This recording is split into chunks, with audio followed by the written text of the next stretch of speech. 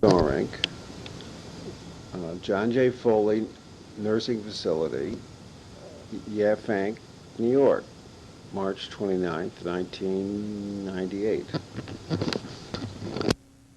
were talking last night about a book party in New York for me at a disco, and I don't even remember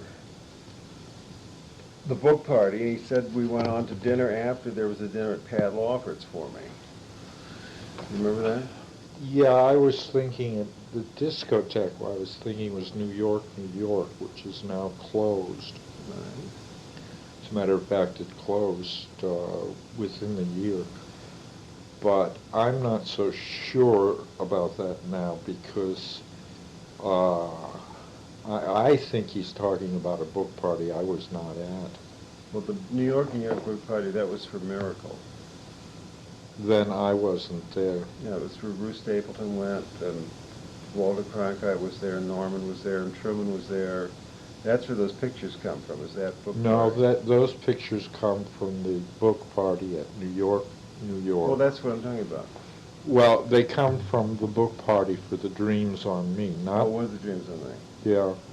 Uh, I don't know where the Miracle book party was. Right.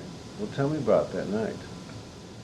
Uh, we went. Uh, Michael was just starting to take up photography, and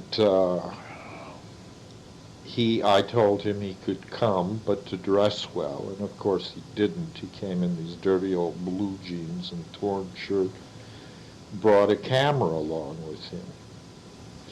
And he saw Truman and Bill Buckley and Norman Mailer sitting together on a bench. And he was just looking at them, and I went over to him and I said, "Michael, take the picture."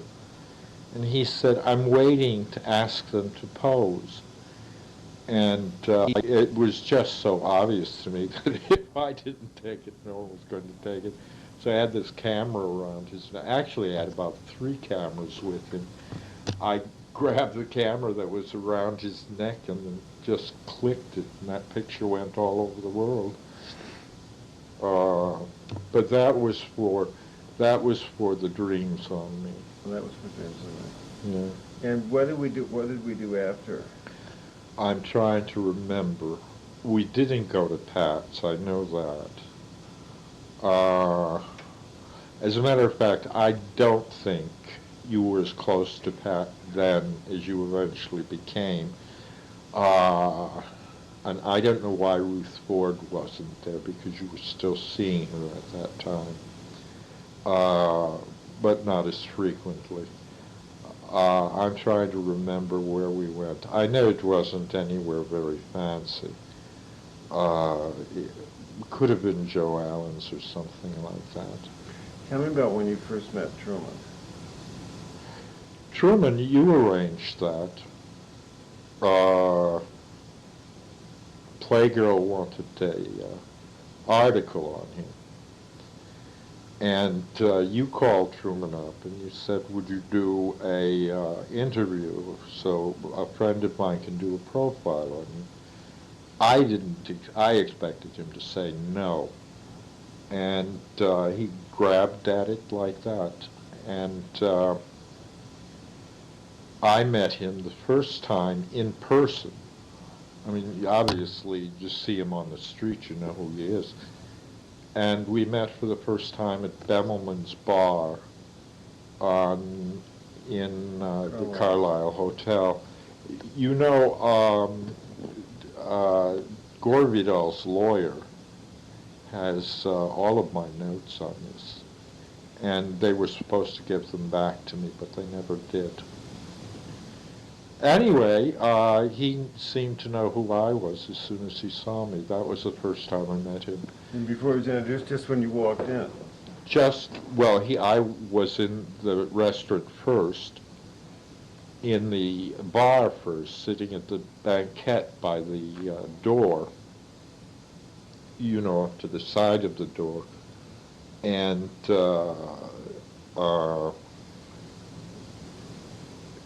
and he came in, and it was like somebody had told him I would be sitting there. I mean, it was right away. It came right over to the table. Well, that's because that was so descriptive when I told him about you. That's about, what, 1976, 75? No. Earlier than that?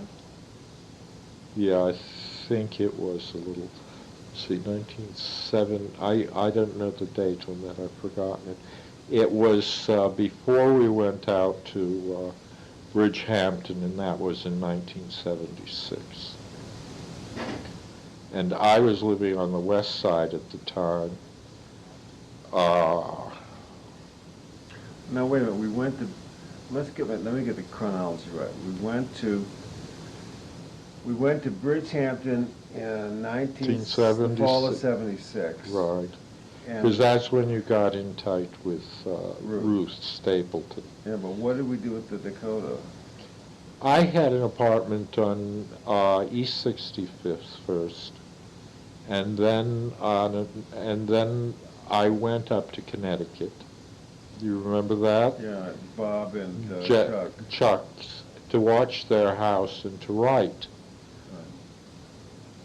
That would have been 1974. 74, okay. Yeah. And then I moved back to New York into an apartment on West 8th, I believe it was. All right, I don't remember that apartment. You don't? I remember the apartment on East 65th Street where you had the party for where we first met each other. But I remember the apartment on West 78th Street.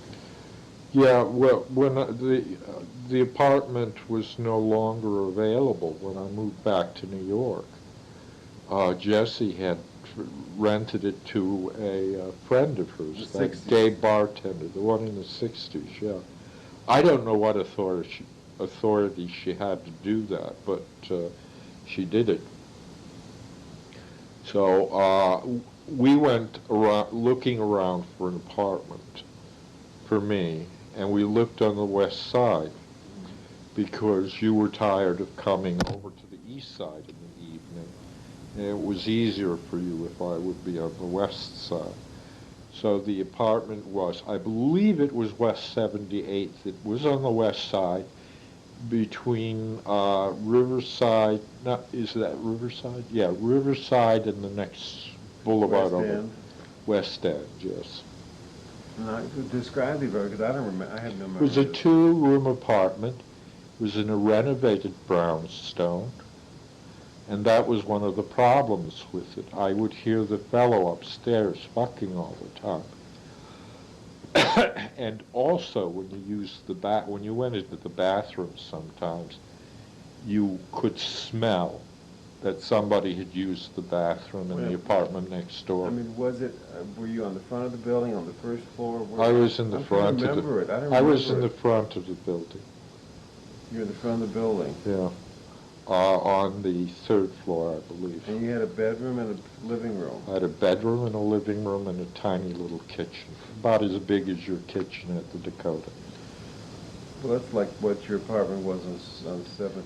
Is that the apartment where Eric Mann stayed, or was it? No, Eric Mann stayed on 65th.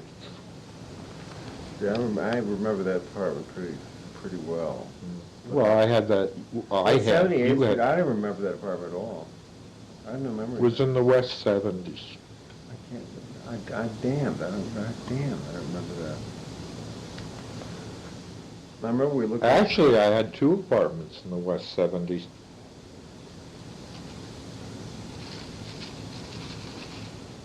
I moved out of that apartment and then into the 1-room apartment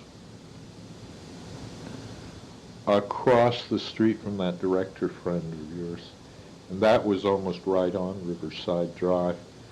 And then the owners of the building, these 2 guys, one was a hairdresser and the other was, I don't know what he was, were going into my apartment all the time and using my typewriter and everything. It would be like it was theirs to do with as they pleased. So I left there too. I remember that apartment. You don't remember the No, single exactly. room with the big window? No. No, my memory's gone. Mm. Well, did I go over there a lot? Because it seemed that you were always over You at would- Dakota. You would, well, I was at Dakota a lot. It was a little bit more comfortable. The thing is, you had that maid's room up on 8 Right. that I used. Yeah, I remember that. It was all green. Yeah, it was all green. It smelled funny, too. It smelled like fresh paint. But it overlooked the courtyard. Yeah, I like that room a lot. Yeah. I remember that room. But I can't, how long were you in these two other apartments? Not very long in the ones on the west side.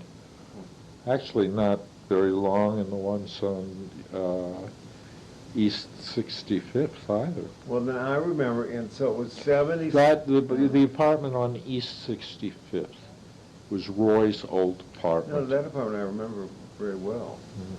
But so in 76, We were in Bridgehampton. so what year did we meet? We met in August of 1973. Because Jack was talking to me last night and saying, oh, well, we did this and we did that and blah, blah, blah, and I didn't have any memory of any of it. I didn't know I must have really been drinking a lot, that I don't remember any of that, or I'm just senile. What,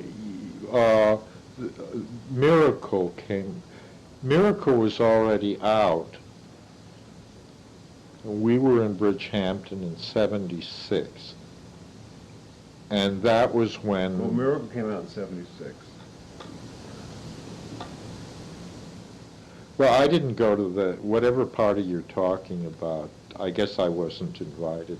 No, wait a minute, I'm trying to, I think I wrote, let's see, I wrote marching, government inspected meat, then I wrote, let's see, then blood dues, then the dreams on me, and that was for John Dodds. That was for John Dodds, but the Dreams on Me came after Miracle. No, because then I moved over to Random House, and I published Miracle at Random House, and the last book at Random House was Beaumont, and then I moved over to Doubleday for the Tennessee Maybe it was book. Beaumont. They must have a record of the dates, pub dates Well, I on don't these care books. about, I'm not interested in that anyway. Well, I'm because if saying I that, see them, it makes it easier for me to recall. All right, but you were telling me about Truman and Bemelman's bar. Well, he came right over to me and he said that he liked he said, this is my favorite table. Did so-and-so tell you about it? Not you, but the fellow who was, greeting people, the sort of host of the thing. And I said, no, I just asked for it. And he said, why? And I said, because there's an outlet here, and there's not one at any of the other tables, and it seemed quiet. Outlet for your tape recorder. For the tape recorder, because I had one of those old plug-in things. And we sat and talked. It's all a matter of record. It's in the... No, I know it. So that was, so then, it would be, was it that year? It was when he came- 1974.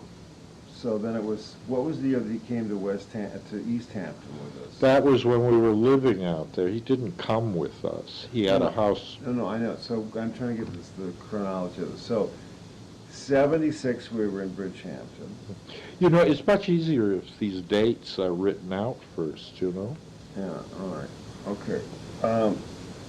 What was I going to say about oh, so you did the Truman thing for Playgirl. Did you really want to be a writer, or did you want to be a painter? You kept telling me I was a writer, Yeah. and I believed it, Yeah. because everybody all my life had been telling me that. But I'm not a writer. Why do you say that? Because I can't write. I mean, I can write beautiful letters, but I And you can't. edit beautifully. And I edit well, but lots of great editors aren't writers. Why do you think that is, that you couldn't? I don't know. I just couldn't because I couldn't. I couldn't talk from inside me. I was more interested in form and than I was in content. I can't tell a story. I mean, I can tell a story if it's true, but I can't tell a story, just invent it. I can't do that.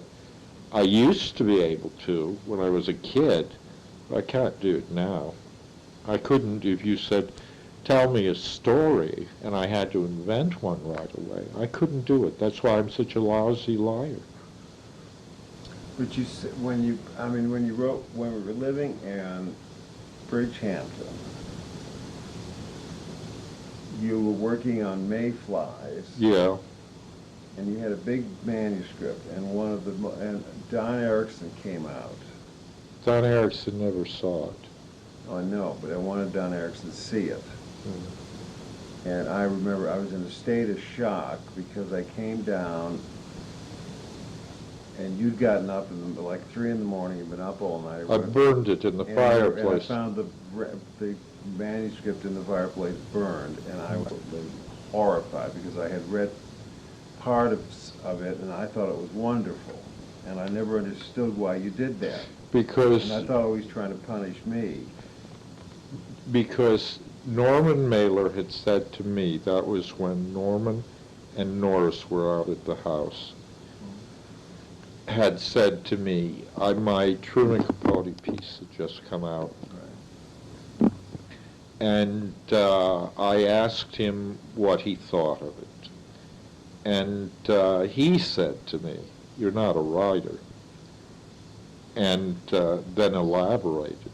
And he said, I wanted more, I wanted more, I wanted more, and I knew it was there, but I felt cheated. And that was very depressing for me. Can you imagine? I know, but on the basis of a piece in Playgirl, I would have told Norman to go fuck him. Yeah, but who was it? That's who it was. Mm. So if it had been anybody else, come in. Well, it was Norman who told me that. If it had been Michael Goldstein, or even you for that matter, I wouldn't have reacted in that way. But I was drunk and I was very, very upset. And that's why I burned it. But you didn't burn because you also told me. You didn't burn it when Norman was there. No, of course I wouldn't. I didn't want him to see it. Right. But you also told me John Dodds kept begging me to send him what I'd written. Right. And you said, you can't send that to John because some of it's on pink paper, some of it's on blue paper, some of it's on white paper. Right. And I thought... I said that? You said, yeah, that's what you said. You said all these different color papers. Right. He wanted very badly to see it. And you told me I couldn't send it to him because it was very unprofessional to do it that way. Oh, how stupid I was. How stupid I was. No, I know he wanted to publish you. Yeah, I know. He wanted to publish me and you because it would have caused talk. But I finally came to the conclusion that I can kill myself for the rest of my life and get drunk and take pills and everything else, but I'm never going to be the writer that Dodson is.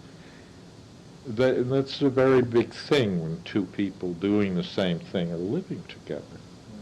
It's a very important thing that one be doing something else than the other person is doing. So, anyway. I'm not blaming you. I'm not blaming anyone. So what did you think you would do? I didn't know. I truly did not know. And it didn't seem necessary at the time. Now it does. It was a big mistake to do anything at all. So, I mean, it was a big mistake not to do it. Right, it was a big mistake. You know, how old was I at the time? What, 25, 26? Mm. I thought, I've got a few more years. But I didn't. I didn't realize I didn't. Nobody told me I wouldn't have those years, that I should have done something right away, and I didn't. What would you have liked to have done? I actually would have liked to have gone on writing, but if you can't make a living at it, you can't make a living at it. So. But you started that book a couple of years ago about Maine.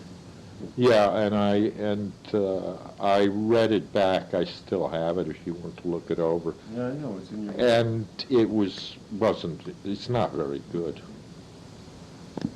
Yeah, read it, it's not very good. Well, the problem with the book is you got caught up in description. I always do that. And forgot the plot. Yeah, well, there was no plot, that's what. And what was the name of the woman, the funny name you had for, like, just thinking about the other day. You mean the old woman? Yeah. It's, not Scudder.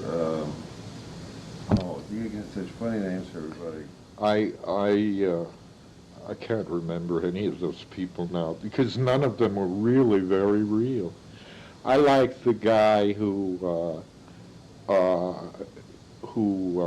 fell off the roof. Right, but who was the remember the old lady who lived in the house? Yes, I know. I don't know. Go look at the manuscript. Oh, I was thinking about it, and then the name came in. I can't remember the name now. But who the hell it was? She had a love affair with a workman who was at the time of the book takes place, had a girlfriend who worked for the old lady. And when she first sees him, he reminds her of her first lover. Right. Yeah. What the hell was her name? What was the name of the town? Oh, I can't remember that either. None of these places are real. Wait a minute. Just go to when tomorrow, if we have time tomorrow, I want to talk about when we first met and all that.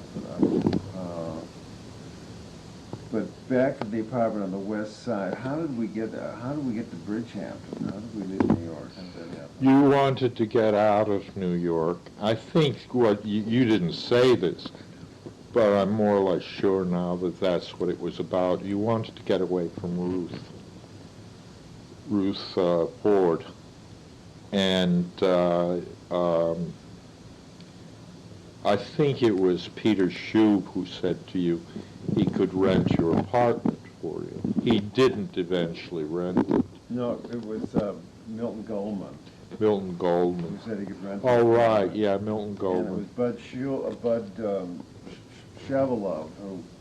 Bert Shevelove, but it wasn't Bert Shevelove who rented it. No, but he was the one that, because I remember he was staying at George Treasure's, and we had gone over to George's for dinner or drinks or something, and we were sitting, and I was telling him about how I was running out of money, and I couldn't take it anymore, and Ruth was driving me nuts, and you were coming in and out of the apartment, and it was like French farce, bedroom farce, and I had to get out, and I didn't have any money, and he said, why don't you rent a house for the winter somewhere in the Hamptons, because it's cheap. Yeah. That's how I got that idea.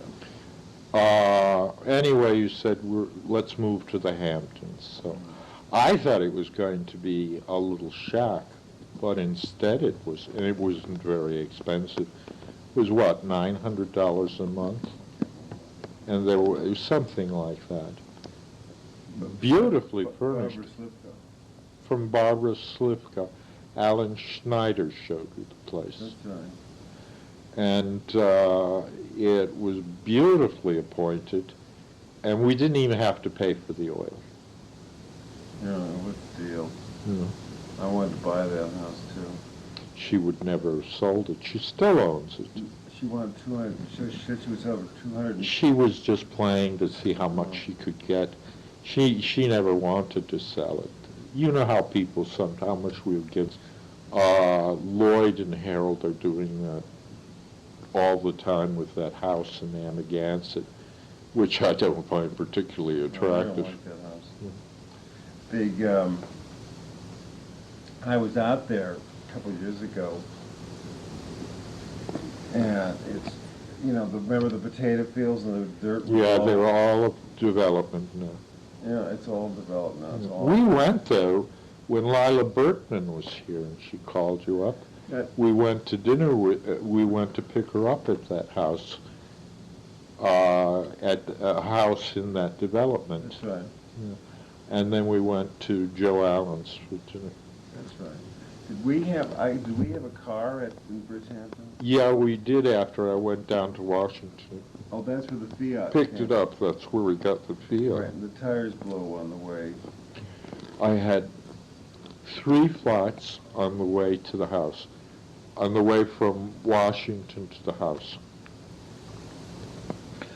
You were waiting for me at George Treasure's, where I was supposed to arrive for dinner and then drive you on out to the Hamptons.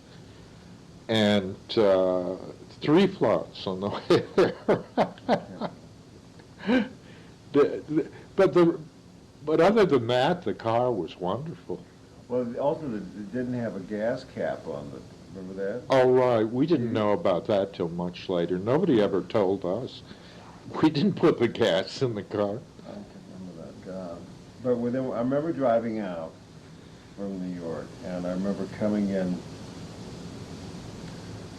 to Bridge on Montecarlo into Bridgehampton, how excited I was. Yeah. About how much I remember. I'd never seen the house before. I remember telling you how. No, I'm not. But I'm talking about being on Montauk Highway, driving, Monument at Bridgehampton, into Bridgehampton. About telling you how much I felt at home here. Because I always felt home.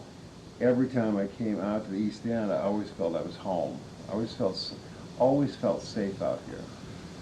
I never felt safe in the city. I didn't mean physically safe. I mean emotionally safe. I always felt. Well, look at it. You were away from Ruth, and I think that was. You. And you were with me, but I think it was mostly getting away from Ruth. I think it was more than Ruth. I think it was the whole. Well, Ruth and all her friends. I think that's really what it was. I thought you were just goofing, because I didn't consider us lovers then. I really didn't, because you would go and come, and you were always with Ruth. I still go and come all the time. Yeah, but I know now that you come back. So, but with Ruth, I didn't know. I really didn't know. And everyone accuses me, thinks that I broke you and Ruth up. That simply isn't true. I never tried to come between you. No, you never did. No. And I think when I look back on it, I feel bad about it, Richie, because I think you took a lot of humiliation and sort of second. You had to play a second. Well, I didn't have to. I chose to because I thought it was an unattractive situation. Ruth always came first, in my mind, because she was before me. Do you know what I mean? Yeah, she was there first. She was there first, so she always came first in my mind. And I thought that doing anything other than that, being any other way, would have been less than gentlemanly. It would have been bad form. No, but you were very gentlemanly. I mean, you were, but God damn, she was jealous. I mean, what precipitated when I finally had to go fuck herself was when we were supposed to go to, we're going over to Europe. Oh, the opening of the Boborg. No, it was after that. We're going over to Europe. Oh, no, wait a minute, I'm just trying to remember. I think you were in Paris You were in France. No, I was never there when you were there, except once. No, I wasn't in Paris with you. You were in Paris or something. And I was going to come over, and then we were going to go down to Greece. No, we weren't. Tell me what it was. You went to Greece with. No, this is like 2 years later. We never had any plans to go to Greece. Yeah, because I had made plans to go to Greece, and the Kellers were, and you and I were going to go over, and the Kellers were going to put us up. They were never going to put us up. Yes, I'm telling you the truth. They were going to put us up in Idra, and that's whatever the year is we went to London. That was what precipitated it. That was 1977, I believe. And we were going to go to Greece and going to stay with the Kellers in Idra, and then go down and stay with Charles, you and me, in Crete. Oh, Charles invited us to Crete. That's right. And Ruth was furious with it. Right, and Ruth played along about, oh, isn't it wonderful, and blah, blah, blah, blah. And then the Keller, a wire came from the Kellers to me saying they couldn't put us up in Idra because their son and some of their son's friends were coming home from Harrow or Eton, and we're going to be staying in Idra, and they didn't have the room. And I remember going down to that. This is when the break happened. I went down to Charles, who had rented an apartment down in Soho. Yeah, I went down there. He took my picture. Yeah, exactly, with Indra. And they didn't know how to work the camera, and I said, here. And I looked at it, and my wife fixed it for them. And then when Ruth saw that blow-up of me in that sailor suit, she hit the ceiling again. But when the telex came from the Kellers in Greece, canceling us out, I was completely baffled. And it was like 2 weeks before we were supposed to go, or 3 weeks before we were supposed to go, and I said to Ruth, I said, I got this telex, I don't understand what the fuck's going on. And she's I don't know, it must have been terribly important because they were so looking forward to you and Richard going there, and it would blah, blah, blah, blah. But I said, well, we'll still go over to Athens, and we'll just go down to Crete instead. We're supposed to go to Idra, and then we're for like You made all these arrangements right. Without me. And then go down to Crete. And that's all I said. Then I went down to Charles, and I said to Charles, I went down because he wanted to take my picture, and I said to Charles, I'm so upset. I don't understand what's going on here. How can you have plans and have, reservations made, and then suddenly they cancel you out? And he said, oh, it's so terrible, blah, blah, blah, blah. And I said, well, at least Richard and I said, so Richard and I are going to go to Athens. And I said, we'll just go into Athens. You hadn't been to Greece. I said, we'll just go into Athens for a few days, and then we'll take the night ferry over to Crete, and we'll just spend a week with you rather than. And he looked, the blood just left his face, and he said, oh, well, I can't put you and Richard up. I said, you what? And he said, I can't put you up. He said, Ruth called the Kellers in Idra and told them if they received you and Richard, she would never receive them in New York, and she would make sure they had no social life or business life in New York, and she would make life hell for them at the Dakota. And then she said then he just blurted all this out, and he was really frightened. And he said, she told me if I received Richard and you in Crete, she would disown me, disinherit me. And I don't have any money, blah, blah. I mean, I said, that fucking cunt, that fucking lying bitch. I mean, I was in absolute rage. I was in a rage. I don't think I've ever been as angry in my life. And I said to him, you tell that, I'm never going to speak, and I never did. I said, I'm never going to speak to that cunt again. as long as I live, and you tell that fucking cunt she can take the whole fucking country of Greece and shove it up her fucking twat. And then, and I never spoke to Ruth again, and then remember we got these letters under the door, these long letters. I never from her. saw those. Oh, one letter was over 30 pages long, handwritten letters. And that's when I think when we went to London. That's how that happened. She said to George Drescher, I think this is funny and so classy of George, she called him and said, I can't be friends with anyone who's a friend of Dotson and Richards. I didn't tell you about this. And Billy Goldsmith told me he said he was there when George got the call. And George said, oh, well, I'm so sorry to hear that, Ruth, because I was just beginning to like you. Oh, funny line.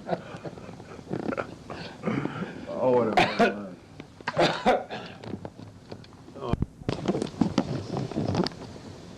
After Truman and I had had a few drinks at Bemelman's, I'm always very nervous around celebrities like that. More so about that time than I am now. I'm not nervous at all now. But after we had had a few drinks, Truman was talking about Marilyn Monroe and how he used to be able to walk down the street with her in New York and no one would recognize her. She'd wear a scarf on her head and a trench coat. And he wasn't so well known at the time either. And they'd walk all the way from the Upper East Side, I think he said 80th Street or something like that, where she kept an apartment, down to the Bowery. And it was one of the few places in New York where she could walk around and not have swarms of people around her. And then he started to tell me about how he had really wanted her for the part of Holly Golightly in... You didn't know that? No. Well, he had really wanted her for the part of Holly Golightly in Breakfast at Tiffany's. And he used that word, double-crossed, by the studio. And he said not that Audrey Hepburn didn't make a very, very good Holly Golightly, but I wanted Marilyn Monroe because I thought she would be better.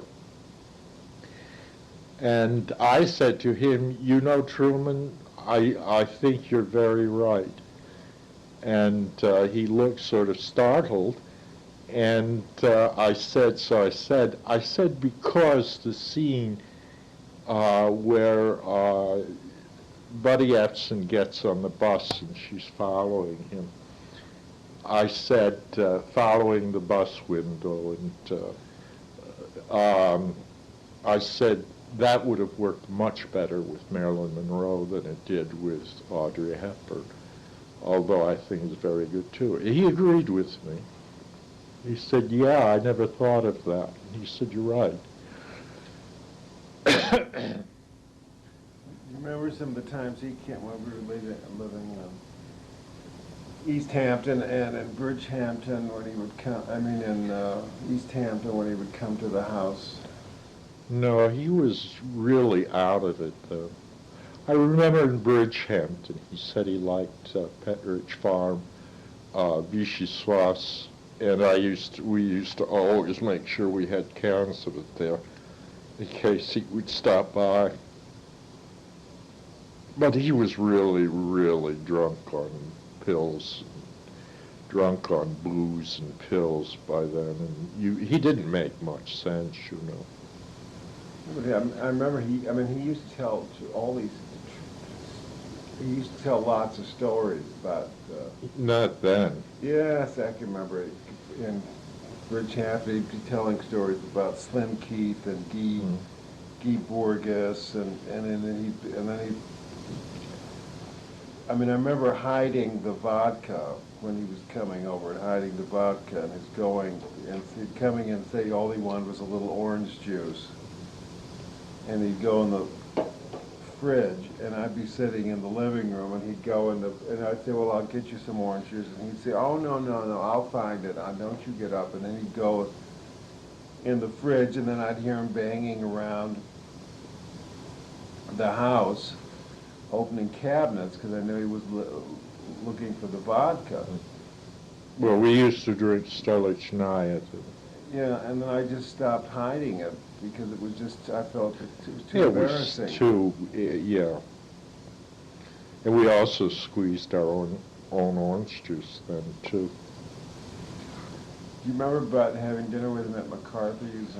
Yeah, that was the night I said to him, this was well after the lawsuit, and I said to him, I said, you know why Vidal waited a year after the publication of that piece to sue you? He said, well, I have a pretty good idea. And I said, it's because everybody had turned on you. And Vidal wouldn't have done it if all these people hadn't turned on you because of your Unspoiled Monsters piece. And I said, everybody, nobody was there to defend you anymore. And Vidal, being the coward that he is, thought, oh, this is a good time to get Truman. I said, he's jealous of you for the same reason he's jealous of Norman Mailer. It's because you have a bigger reputation than he has. And it's sheer out-and-out jealousy. That's all it is. And when I made the connection between the two, his publications in Esquire, you know, this,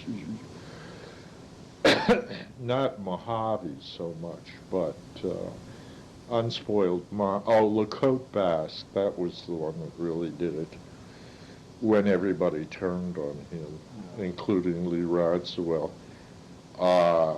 That was when, like a viper, Vidal saw that was the moment to strike, and he struck. You know, Vidal never does anything without some regard for the social implications of it. He's got to protect his place in society. I don't know why everyone courts him.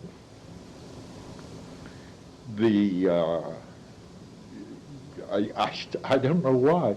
He's not a very bright man. And he used to say that all the time that Truman lied. I don't think Truman lied as much as Vidal lied. He lied about Tennessee's liver. Tennessee was always complaining about it. My God, Tennessee had pancreatitis. He used to hold those green pills in his hand and ask me to, you know, which one was green, so he could take it because his pancreatitis was acting up. That's the first step to cirrhosis. And he didn't make a secret of it to anyone. He said, my liver's shot, feel my liver. And it was like somebody had stuck a pumpkin in his gut. And he made no secret about it. And then to write that, what was it he wrote? Tennessee, Dotson Rader said that Tennessee had a diseased liver or something like that. But the man had a liver as healthy as a horse or something like that. Something really stupid. But it was an out-and-out lie, and he had to know it was a lie. Tennessee's liver was shot. Gore, yeah, I agree that Gore is a fucking liar. But I mean, I keep remember I can remember going to McCarthy's with Truman, and I remember going to McCarthy's with Truman when he brought the O'Shea children. Yeah, the O'Shea kids and the mother of the kids. Peg O'Shea. Peg O'Shea. And I remember all the kids coming over to our house. Yeah. And that was in... That was in Bridgehampton. No, wasn't that in East Hampton? No, it was in Bridgehampton. Well, he spent Christmas in East Because Hampton. I remember he spent Christmas in East Hampton. Well, Christmas Eve he stopped by. I was a little afraid of his driving, because it wasn't, the weather was very inclement, and he wasn't exactly sober. And I thought, well, he didn't have very far to come, did he? And it's all back roads. But no, it was in Bridgehampton when he brought Peg O'Shea and the kids over. Because I remember the two boys, they decided they were going to make a fire in the fireplace in the living room. And they had built like a little cabin in the fireplace, and they asked me if I had matches for them to light it. And I looked at what they'd done. I mean, it was from the base of the fireplace all the way up into the chimney. These logs all stacked up. And I said, oh, you can't light that. And I had to take some of them out. They thought it would make great fun, you know. They would have set the house on fire. What did you think of Peg O'Shea? I thought she was using Truman. I thought he was giving her money. He was. And I couldn't understand what that relationship could have been about. He couldn't talk with her. She was obviously uneducated. And I think that he wanted John O'Shea back. It was Johnny, wasn't it? Yeah. Yeah, I never met the Jack fellow. O'Shea. Jack O'Shea. I think he did that with the family in order to get Johnny back. He would complain about him all the time, but I think it was for some, God knows what reason. It was love on Truman's part, or as close as Truman could come to it. Because I can't imagine putting up with that family for any other reason. What, 8 kids or something? Well, no, there was the boy and the girl. No, they were like, well, I remember they came over. When they'd come over, there'd be like 7, 8 of them. That would be friends of theirs and them. There weren't that many children. There were, I think at best, 3 of them. There were 3 kids. There was the boy I know, and then the daughter who wanted to be a model. He met Truman, asked if, that was when Michael was, when... Michael Goldstein. Yeah, Michael Goldstein was practicing to become a photographer. He also liked taking pictures. And I don't know, does one practice to become a photographer? I guess they do. I always think of it as like writing. You just either do it or you don't do it. You can't do it, you know. Anyway, he wanted some modeling pictures of his daughter taken. I didn't think she was all that pretty, did you? No, what was her name? I don't know, I can't remember. Was it Kay or Carrie? It was something I like can't that. remember her name. Anyway, she wasn't very tall, and then models had to be very I know, tall. she wasn't all that pretty. She was sweet, though, wasn't she? She was sweet, but she was not what you wouldn't look at her and say, oh, a model. But anyway, he made an appointment with Michael at the Plaza Hotel. He always does everything so grandly, and he showed up with the daughter. And he told Michael, you know, I want some pictures of her. so she can take them around to, you know, the test shots is what they're called. And Michael said, fine. Uh, so Michael was happy to do it. He did it for Norman. You know, he took those pictures of Norris. Uh, so Michael photographed her, and then Truman wanted to pay him some ridiculous amount of money. And Michael said, oh, no, no, no, no. He said, I'm just starting out. These may not be very good and may not be very useful.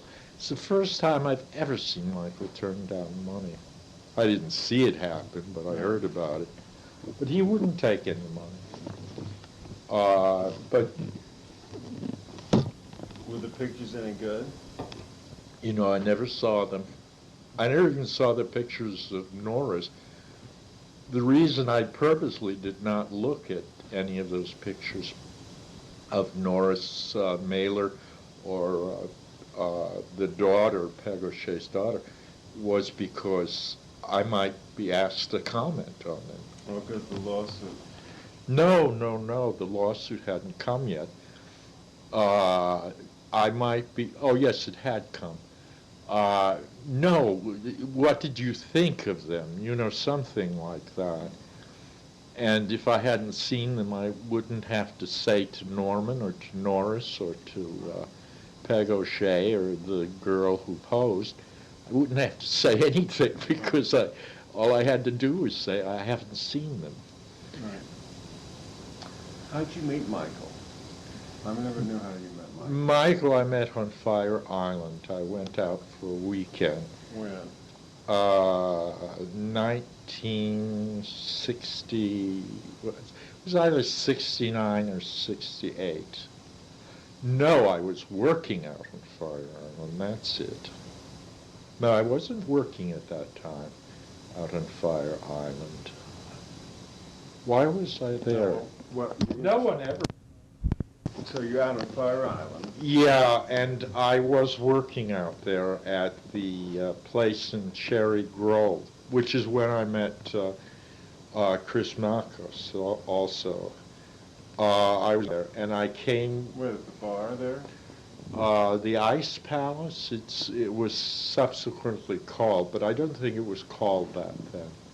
It's called something else. I was a bartender. Right. And where did you live out there? they had sort of slave quarters for the people who worked at the place. How did you get the job? I went into, I just went out and asked for one. And what were you doing in New York? I had come back from, this is 1968 now, right? I had come back from, I don't know, I can't remember. I'd been in California and I arrived in New York because I wanted a summer job in the East. What was I doing before that? I can't remember. You must have been in school or something. Yeah, at USC. That's right. That's right. Anyway, this is all very confused now. Anyway, so you were at USC in '68, right? And Yes. you came out that summer to New York and got a job somehow out at Fire Island. I just went out there. I took the ferry. I mean, I took the train to the ferry and the ferry over to the island and got off the boat and went to the place in Cherry Grove. And I forget what it was called now. I didn't write it. I was there for only 11 weeks, I think. Well, it's the whole summer. Is it? But they told me if I stayed all summer, they'd give me a $2,000 bonus, which I got. But anyway, someone named Tiger, who owned the place, hired me. And I know he wanted to sleep with me, but it never came up. It was one of the few homosexuals I've worked for who didn't think it was, I was obliged to sleep with them. Yeah, part of the job description. Why is it important where I met Michael? Well, because I don't know where you met Michael, so I met him on Fire Island. He was my night off, and he was at the Blue Whale, and I walked down to the Pines. I wasn't sleeping with people then, and Michael saw me, and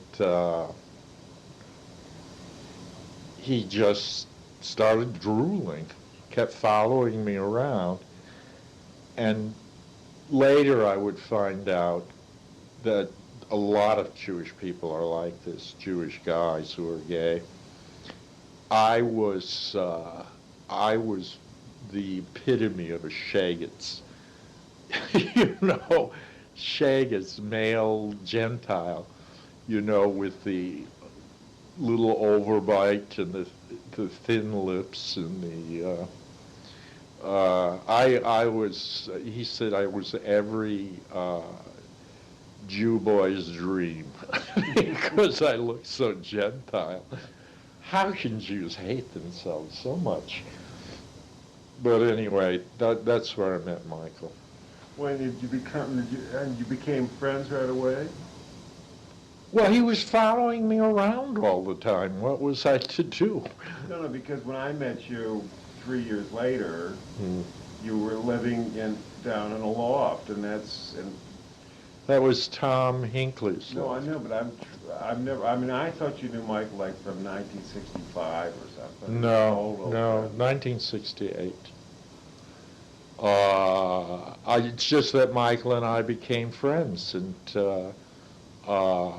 he was doing graduate work at Columbia at the time. And I admired his energy and courage. And most people think Michael was, dumb, but Michael was not dumb. He might have been dumb about emotions and about people, but, he could put things together really quickly. I mean, he had a very analytical mind.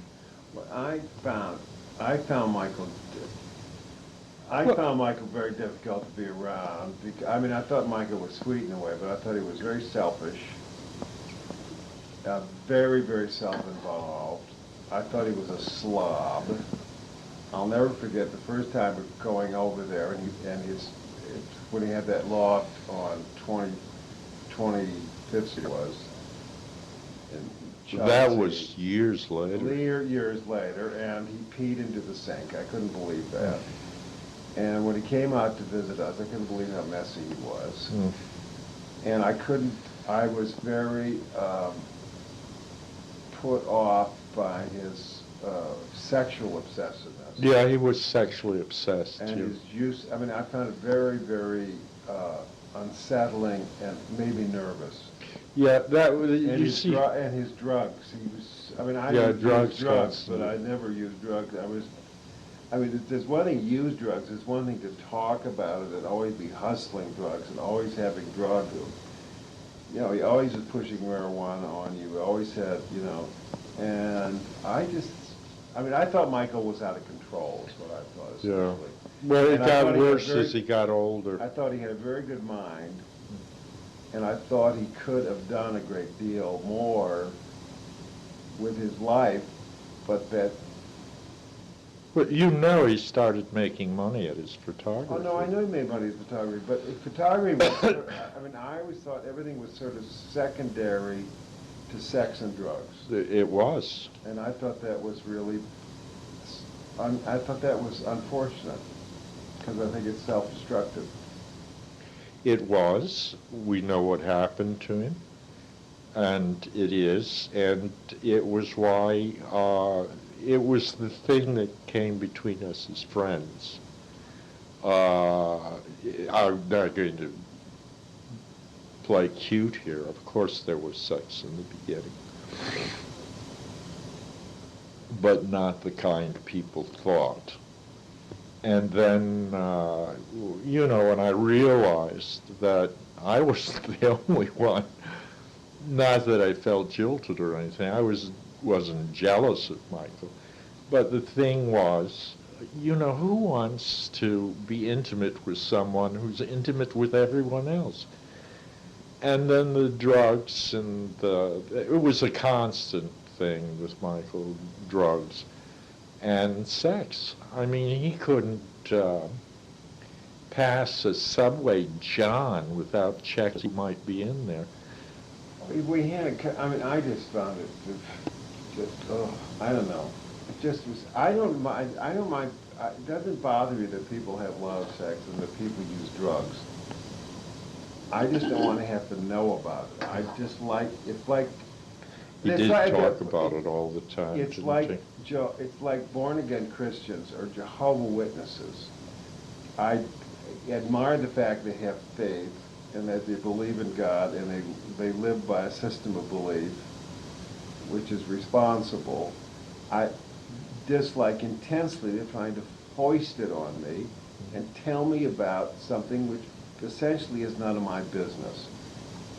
And Michael, I don't care how much sex Michael had or that Michael used lots of drugs, Michael had a kind of show-offy, proselytizing, constant, obsessive way of talking about it. He was pretty bad. He wouldn't keep his private life private. But you also have to realize. I found it disturbing. You also have to realize that you were with me when you met him, and that had something to do with it. Because I wasn't with him. Oh, I know. I see what you're saying.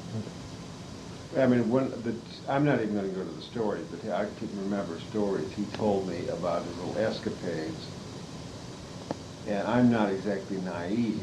I mean, I wasn't exactly naive then, where I was appalled that anyone would do this in public. I mean, I never knew whether what he was telling me was true or whether he was. Well, anyway, I didn't find that out about him until after. I was very flattered. He followed me around like a puppy dog, and he was a friend. He was somebody. Oh no, I know he was a good friend. I know he was a good friend of yours. I don't know how good a friend he was, but he was a friend. Did you ever know what happened to him? Did we ever find out? Well, he came out to Princeton. Remember when you made me clean the bathrooms with Lysol after he left? He kept saying he had the gay flu, but I knew right away what it was. He could barely stand up. He'd lost about 40 pounds. This is what, 80, 81, 82? 82 or 83. 82. And then he went up to Boston? I didn't know what he did from there. I never spoke with him again. I tried reaching him at his loft, and somebody answered the phone there and wouldn't identify himself, but was always very suspicious. I think he thought I might be a bill collector or something. Well, see, we've never heard anything definite about Michael. No, we haven't, but. I mean, it's probable that he's died, but it's not definite. I would just like to know what. Well, I'm not going to hang on to that hope, quite frankly. No, I know that. I saw him. Yeah, I know that. I know. So the other thing about one of the times you remember Truman being at the house. He used to come over all the time when we were in Bridgehampton. And then a year later, in 1977, when we were at the Tyson place, he stopped by only a couple of times. Well, that's because Jack wasn't letting him drive, remember? Which Jack is this? Jack Dunphy. Or Truman had lost his license. Jack Dunphy, Truman had lost his license, and Jack Dunphy would hide the keys. Oh. Then he would get in trouble, and he wouldn't let him drive. Yeah. And he had no way of getting, and so he stopped coming out. He didn't come out to the country much that winter, and he stayed in the city because he had no way of getting around. Mm. But he did come over Christmas Eve, wasn't it? He was there Christmas Eve, and he did drive. And he was drunk, too. He was drunk, too, but not as bad as I'd seen him at times. This was when he had, after everybody had turned on him, and he had really had no one out there at that time. Nobody wanted to see him. No, we were a few of the friends that were left. Yeah. Me when did you go there when Truman took me over to Bunny Mellon's house to see, No. to have us look at it about renting it?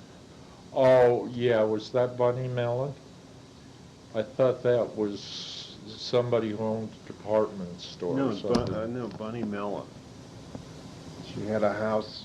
Yeah, I saw it. I saw it. Over by the parking lot on, what is it, Amagansett, or where the beach was, Bridgehampton, I can't remember. And it had all these little rooms upstairs, remember? I didn't look at it that closely. It was really, I thought it was. Well, I felt, Truman wanted us to rent it. I felt kind of odd going into someone's home Oh, yeah, you like just that, walked looking in, around. She wasn't there. No one was there, staying there. But that was in 1976, I believe. Who else do you remember that stayed with us let's start in Bridgehampton? Weekend people. I mean, forgetting the mailers and that whole group, but the Don Erickson. I remember Don Erickson came out and With your friend Mark who was Clues. Mark Clues, who had just gotten out of jail. That's right. And